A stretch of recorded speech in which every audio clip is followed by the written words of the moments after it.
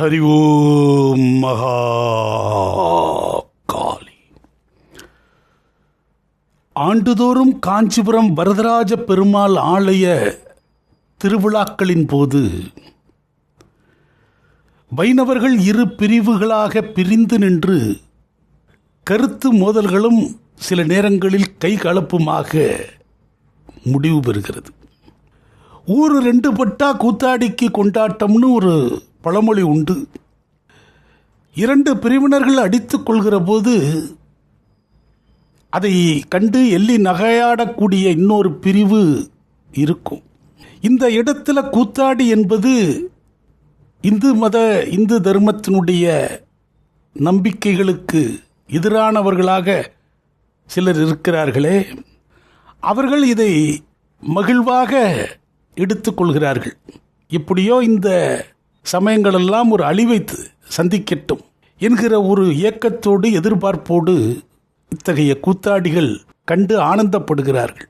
வருடந்தோறும் இத்தகைய ஆலய உற்சவத்தின் போது இந்த இரண்டு பிரிவினர்களுக்கான சண்டை, அதுவும் அங்கே இருக்கக்கூடிய சாஸ்திர சடங்குகளில் ஒரு அம்சம் போல் மாறிவிட்டது.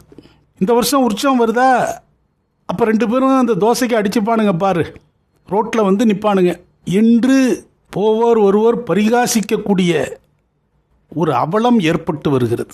இது பன்னெடுங்காலமாக இந்த கருத்து மோதல்கள் நிலவுகிறது என்பதை விஷயம் அறிந்தவர்கள் எடுத்து கூறுகிறார்கள்.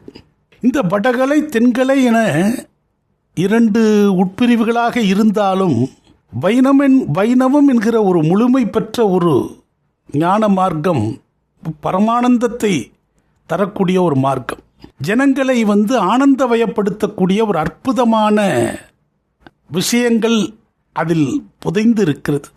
அற்புதமான ஆராதனைகள், ஆடல் பாடல்கள், மகிழ்வு தரும் நிகழ்வுகள் நிரம்பியது வைணவம். வைணவத்தை சார்ந்திருக்கக்கூடிய யாரை கண்டாலும் நமக்கு ஒரு உற்சாகம் வரும். அவர்கள் நெற்றியில் தரித்திருக்கிற அந்த நாமம், அது வடகலையாக இருக்கட்டும் தென்கலையாக இருக்கட்டும், நெற்றி நிறைய அந்த நாமத்தோடு இருப்பவர்களை எதிர்கொண்டாலே நமக்கு ஒரு புத்துணர்ச்சி ஏற்படும். புதுச்சேரியில் பல ஆண்டுகளுக்கு முன்பு ஞானப்பிரகாசம் என்று ஒரு பெரியவரை அடியன் சந்தித்திருக்கிறேன்.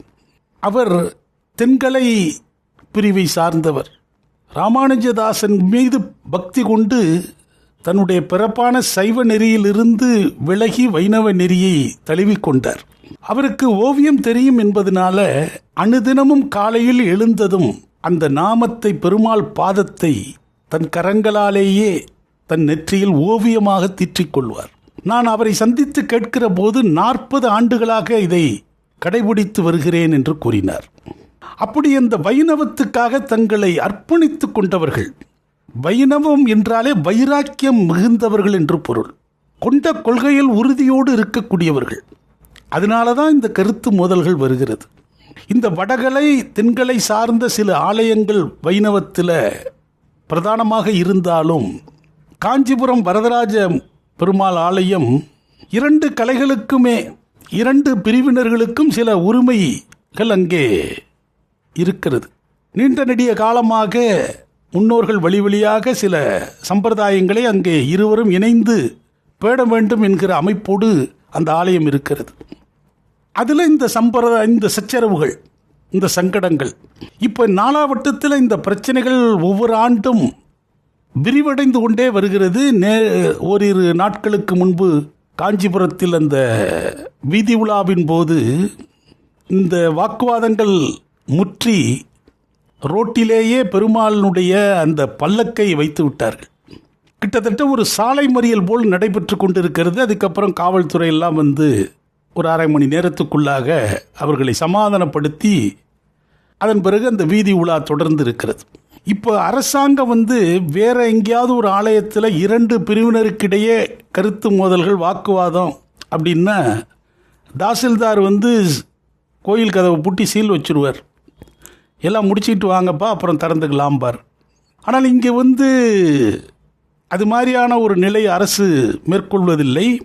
ஆனால் இது ஆண்டுதோறும் நடைபெறுவது மேன்மக்களாகி அவர்கள், நன்கு முதிர்ச்சியுடையவர்கள், சித்தாந்த வேதாந்தத்தில் பழுத்த ஞானம் பெற்றவர்கள், இத்தகைய இந்த வைணவத்தில் எண்ணிலடங்காத பெரியோர்கள், பெரும் பீடங்கள், ஜீயர் போன்ற பெரும் பிதாக்கள்லாம் இருக்கிறார்கள். இதை ஒரு கூடி பேசி இது மாதிரி ஒரு நிகழ்வு இனி நடக்கக்கூடாது என்பதை செய்ய முடியாதா? இதுக்கு கோர்ட்டு கேஸ் எல்லாம் போயிருக்கு, எங்கும் தீர்க்க முடியாமல் இது நீடித்து கொண்டே இருக்கிறது.